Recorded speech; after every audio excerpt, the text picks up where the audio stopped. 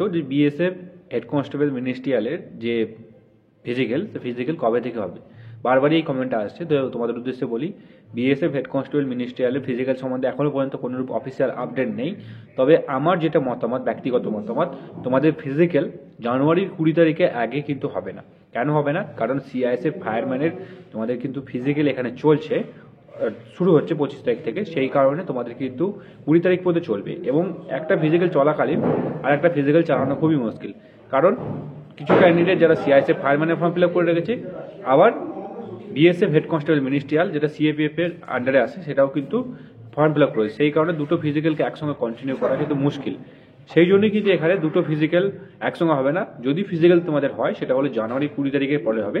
এটা কিন্তু কোনো অফিসিয়াল নয়, এটা আনঅফিসিয়ালি ডাটা। আমি তোমাদেরকে বলছি জানুয়ারি 20 তারিখের পর হবে। আর এখন তোমাদের যদি ফিজিক্যাল না হয় সেক্ষেত্রে তোমাদেরই মঙ্গল। কেন বলছি মঙ্গল? দেখো, এসএসসি জিডি যদি জয়েনিং হয়ে যায়, সেখানে কিন্তু সেই যে ক্যান্ডিডেট অর্থাৎ এসএসসি জিডির ফর্ম ফিল আপ করে গেছে এবং হেড কনস্টেবল মিনিস্ট্রিয়ালের ফর্ম ফিল আপ করেছে, সেই কারণে দেখবে তারা আর ফিজিক্যাল দিতে আসবে না। সেই কারণে তোমাদের যে ভ্যাকেন্সিতে তোমাদের কম্পিটিশনটা তুলনামূলক অনেকটাই কমবে।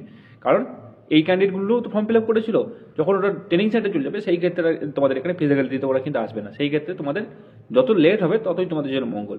আর তোমরা প্রিপারেশন করতে থাকো, রানিং তোমরা প্র্যাকটিস করো, দেখো অনায়াসে তোমরা কিন্তু কোয়ালিফাই হয়ে যাবে। আর তোমরা মেন যেটা সেটা হলো টাইপিং। হেড কনস্টেবল মিনিস্টারের মেন হলো টাইপিং আর এক্সামের প্রিপারেশন করতে থাকো।